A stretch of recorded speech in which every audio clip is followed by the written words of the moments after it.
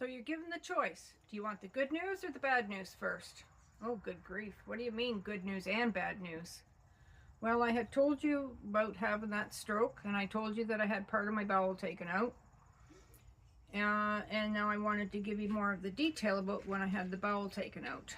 So I had come home from the hospital after having the stroke. I still went back to my local hospital, and they wanted me to stay there for a short time until they knew I was really doing real good, and then they would send me home. So finally, that day came. Now I still had the diarrhea, and I was still putting out blood, and they were trying to put me on different medications to stop that. They weren't really working. So anyways, at one point they figured because of the way I was with the stroke, I was healed up fairly good, they'd send me home. So I went to live with my daughter and my son-in-law. And the first night I got back there, the next morning, I said to my daughter, I don't know what's wrong, but I said, there is something wrong with me. I said, I better get back to the hospital. And I said, would you take me? So we drove back to the hospital, which was a 45-minute drive. So I went in, and they thought I had had pneumonia. So they were going to do a CT scan of my lungs. But the technician, when they did the CT scan, actually went down far enough with the CT scan. They just kind of come down in the beginning of my bowels. And then the person looked at it. And so the technician came to me, and he came to my room, and he said, you want the good news or the bad news? I'm like, I don't know which one to go for. I said, how about the good news? Good news is you don't have pneumonia. The bad news is you have a ulcer in your bowel, and you're having surgery tonight. I'm like, what? Yeah. So anyways, I had a great big so they found out I had a hole in my bowel, and it was ulcerated, and it was a great big ulcer in my bowel, and it had to be cut out. So they rushed me by ambulance back down to Kitchener. And so the doctor was telling me at, forget what time of night it was, close to midnight, I believe, telling me, he says, I don't know what we're going to find when we get in there. He said, you might have all your bowel taken out tonight. You might have a piece. He said, I won't know till I get in there. And I was 2 pints of blood low. They had to give me blood before they could even do surgery. And he said, frankly, he said, there's not enough time. He said, I need to get in there now. So he asked me, was I okay with having a blood transfusion happening during surgery? I said, sure, go for it. I don't know. You guys are the doctors. You know best. So anyways, during surgery, I had 2 pints of blood put into me. And they told the girls I could be anywhere from 1 hour to, I think, to 3 or 4 hours in surgery. And I think an hour and a half later, I was back out into the room where you get, before you head to an actual bedroom. So it was quite late before the girls got to see me, and all was well. So yeah, I had part of the bowel taken out, and while I was in the hospital, the next morning after my surgery, because they had given me a spinal to take care of the pain and whatever, so the next morning, the nurse says, okay, it's time to get up, go to the washroom. You can get up and go into the toilet here in your room. So I got up with help, and we got into the washroom, but as soon as I was done, I said, I can't move my legs. I said, my legs won't move.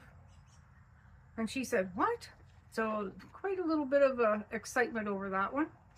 So they put me back into my hospital bed. The nurses had to help me because I couldn't walk. My legs just wouldn't work. So anyways, I was laying there, and my girls did not know this at the time. So I called each one of them, and I said, hey, I said, I don't know why. I said, I feel at peace about it. I said, I don't know what's going on. But I said, my legs don't work. So I phoned each one of them, told each one of the girls. I said, I don't know what it is. So anyways, they took me down. They wanted to get an MRI. And they wanted to see, because they thought maybe I had a blood clot on my spine from the epidural. So they took me down, and I'm laying there, and the technician comes out, and he says, okay, he says, do you have any metal in your body? And I said, well, at that point, I had not had my knee surgery, so I said, no. I said, not that I know of. I said, but this ileostomy, I said, would it have any metal in it?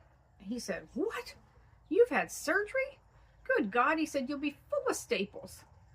I said, yeah. I said, I've got, I think, 42 of them down the front of me and then a little bit of staples here where the drainage tube was.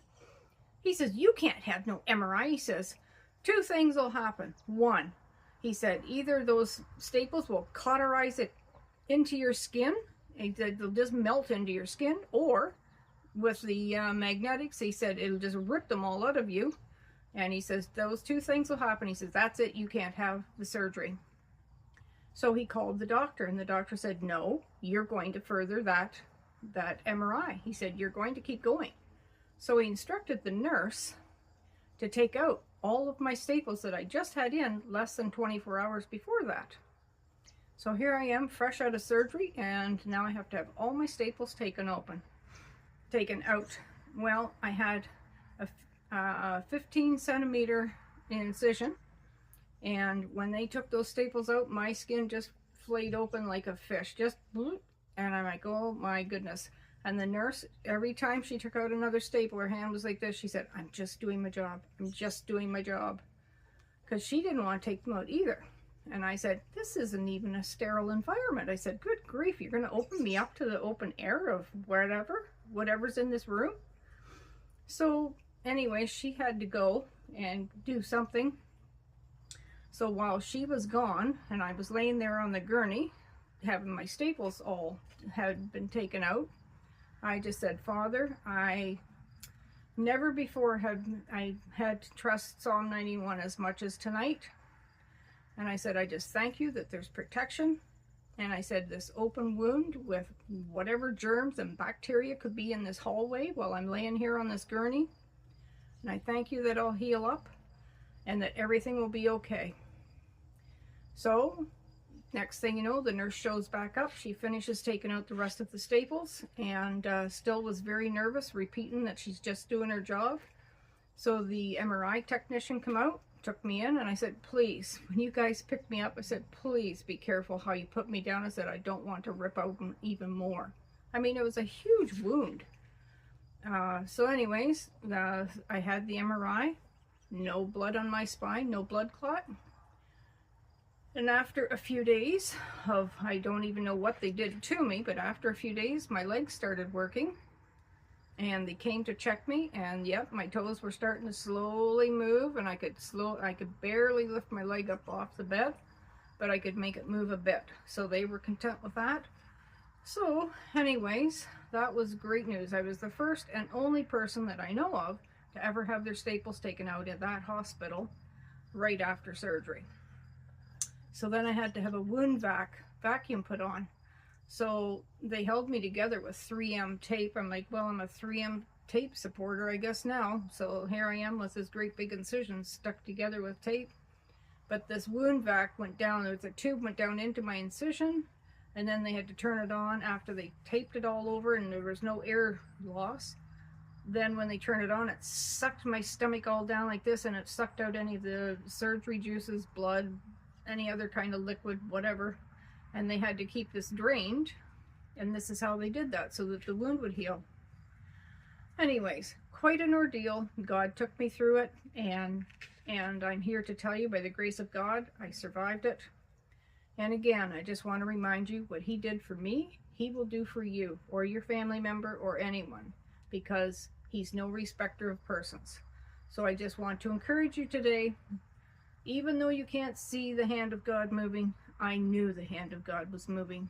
We have to simply have faith, speak the word, and believe and stand on his word. He will take us through it. I've been there. I've done that. I've stood on death's door. They told me with this bowel, if I didn't have surgery right away, I was within probably a day or so of dying. Nobody would have known, because they thought I'd had a stroke. They probably would have assumed something like that. Anyways, I took the bowel out, this part of my small bowel, and I have an ileostomy. And like I said, I'm not happy with it, but I'm alive here to testify to you about God's grace and what he can do for you and your family. Simply believe. Stand on the word of God. Under the shadow of the Almighty, I will say, you are my refuge, you are my fortress, you're my God, in whom I put my trust. I will lean upon, depend upon, and confidently trust that you are my deliverer. And surely you'll deliver me from the snares of the fowler. Well, I'm going to tell you, that was quite the snare. Just about dying, but saved. Then couldn't walk, but then I could. And the doctors didn't know what, I don't know. They never told me what had gone on. But anyways, I'm a living, walking testimony of God's grace and favor. And I thank you for watching. If anything of this touched you in any way, like, subscribe, and share. And I just want to pray blessings over your family and you. And thanks for watching. Bye.